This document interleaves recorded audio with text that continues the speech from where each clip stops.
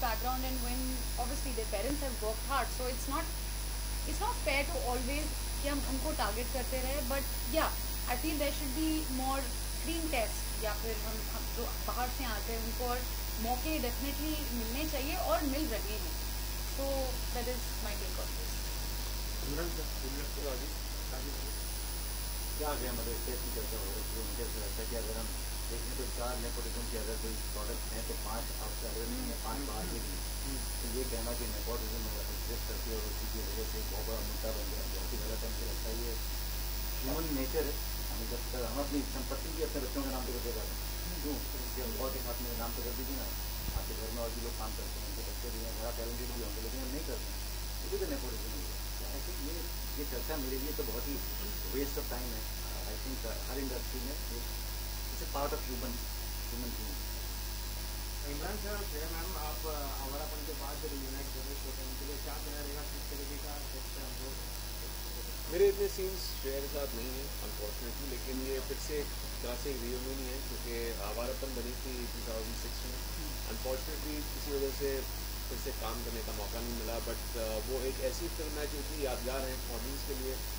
Performance जिस तरह film बनाई गई थी, म्यूजिक, एंड या better late than never. I'm always happy to share the screen with her. Imran ji, आपने क्योंकि मास फिल्म में भी की है, रुक जा. आपने क्योंकि मास फिल्म में भी की है और आपके गाने जो है आज भी चलते हैं गाँव में रहते. तो आपसे मैं जानना चाहूँ क्योंकि आपने दोस्त, ये आपकी दूसरी सीरीज भी है, तो आप मानते हैं कि वेब सीरीज में या ये OTT प्लेटफॉर्म पे गानों को इतना इम्पोर्टेंस नहीं दिया जा रहा है या नहीं मिल रहा है?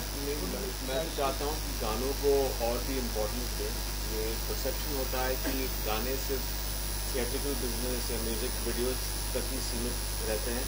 मेरा मानना है कि अगर आप कुछ अलग करें OTT स्पेस में, अगर ये शो बॉलीवुड से कनेक्टेड है और इसमें कुछ चंद गाने आ जाएं तो और भी एक तरह से वो एक इंगेजमेंट आ जाती है. तो मैंने आए दिन कुछ 7 दिन पहले ही अपने डायरेक्टर को कहा था कि ये अच्छा गाना ढूंढो जो अच्छा होना चाहिए पहले, ऐसे नहीं पोस्ट फिट हो जाए हमारे शो में, जो बॉलीवुड के अराउंड हो और हम इसको शूट करके शो के पहले एयर करें. या एग्जैक्टली. तो एक्चुअली हमारे शो में थोड़े 2 गाने हैं. एक तो राजीव का एक गाना है जहाँ पर उनका स्टेप है और मोनिका भी एक इंट्रोडक्शन गाना है और बैकग्राउंड में भी कुछ गाने हैं. लेकिन एक दूसरा प्रॉब्ली प्रमोशनल ट्रैक हो जाए तो एक थोड़ी एल्बम भी बन जाती है. तो ये अभी डिस्कशन चालू है. डिज्नी प्लस हॉटस्टार भी अभी डिसीजन लेने वाले हैं. तो आई होप कि उसमें एक एडिशनल चार्ट बस्टर ट्रैक हो बॉलीवुड के बारे में और एक अच्छा सिंगर और म्यूजिक डायरेक्टर का कॉम्बो.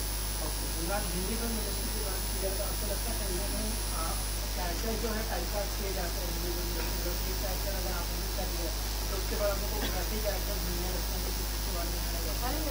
देखिए, ये एक फंक्शन है. अगर आप कामयाब हो एक चीज़ में, और पहले तो ये चीज़ शुरू होती है एक्चुअली दो तरफ से शुरू होती है. एक तो ऑडियंस, तो आप चाहती है कि आपको उसमें उस किरदार में उस या तो कुछ आर्कीटाइप, उस कैरेक्टर का आर्कीटाइप में फिर से देखें.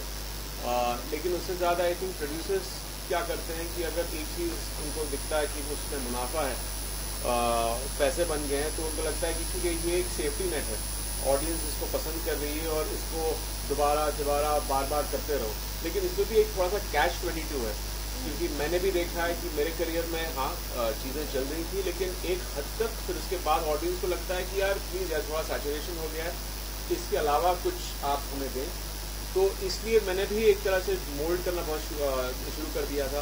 2014-2015 में मैंने अलग अलग कैरेक्टर्स प्ले करने शुरू कर दिए. लेकिन एक हमारी फितरत है कि हम चीज़ों को लेबल करना चाहते हैं to understand it better. I think this is generally a function of being a human being. You want to understand something. और फिर एक चीज़ किसी एक्टर या किसी से चिपक जाती है. जैसे फॉर एग्जाम्पल लेकिन किसी SRK वाइडली सक्सेसफुल, बट आपकी जो की विजुअल SRK का क्या है और ये जो वो हाथ फैलाते हैं, तो ये एक वो है, वो टाइप कास्टिंग नहीं कह सकते हैं, बट एक चीज़ बस चिपक गई है लोगों के जहन में.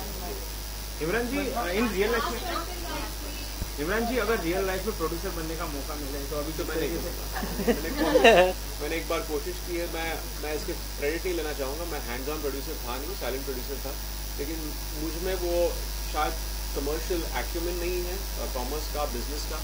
तो मैं यही खुश हूँ as an actor and as a creative person, मुझे इस इलेक्ट्रिक चेयर में नहीं बैठना चाहिए। अच्छा महिमा जी, क्योंकि आप शो टाइम को कितना डोंट से बायस में इन्होंने भी देखा नहीं है। जनता हाँ, इन्होंने देखा नहीं है। बट आई थिंक स्टार्स मैंने देखा है, मैंने देखा as a producer 5 out of 5। Thank you and आप थोड़ा सा ये शॉर्ट्स विजुअल करेंगे, ये माइक खड़े होके कि